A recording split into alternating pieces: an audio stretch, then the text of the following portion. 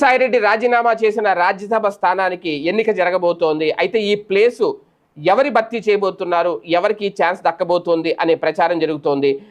ఇప్పటికే చాలా మంది పేర్లు అయితే తెర మీదకి వస్తున్న నేపథ్యంలో తాజాగా స్మృతి ఇరానీ పేరైతే తెర మీదకి వచ్చింది. బీజేపీలో చాలా యాక్టివ్ నేత. ఇప్పుడు ఆమెకు ఏపీ కోటాలో రాజ్యసభ ఇచ్చి అంతేకాదు ఆమెకు కేంద్ర మంత్రి పదవి కూడా ఇస్తారు అనే ప్రచారం జరుగుతుంది. కేంద్రంలో గత 5 ఏళ్లలో మంత్రిగా పనిచేశారు. బీజేపీ మహిళా నాయకురాలుగా కూడా ఎంతో కీలకంగా వ్యవహరించారు స్మృతి ఇరానీ. ఇప్పుడు ఆమెకు ఈ సీటు ఇవ్వాలి అని చెప్పి బీజేపీ ఆలోచిస్తుందట. కేంద్రం హైకమాండ్ కూడా ఆమెకి ఇస్తేనే మంచిదని ఆలోచిస్తున్నారట. ఎందుకంటే స్మృతి ఇరానీ ఢిల్లీకి చెందిన వ్యక్తి. ఢిల్లీకి చెందిన స్మృతి ఇరానీని ఏపీ నుంచి రాజ్యసభకు పంపించడం ద్వారా ఏ రకమైన రాజకీయ సందేశం ఇస్తారు అనేది ఇక్కడ కీలకమైన చర్చ ఒకవేళ ఇస్తే. అయితే ఏపీలో బీజేపీని బలోపేతం చేయడానికి స్మృతి ఇరానీ సేవలు ఉపయోగపడతాయి అనే కోణంలో ఆమెను ఎంపిక చేసే అవకాశం ఉంది. మరోవైపు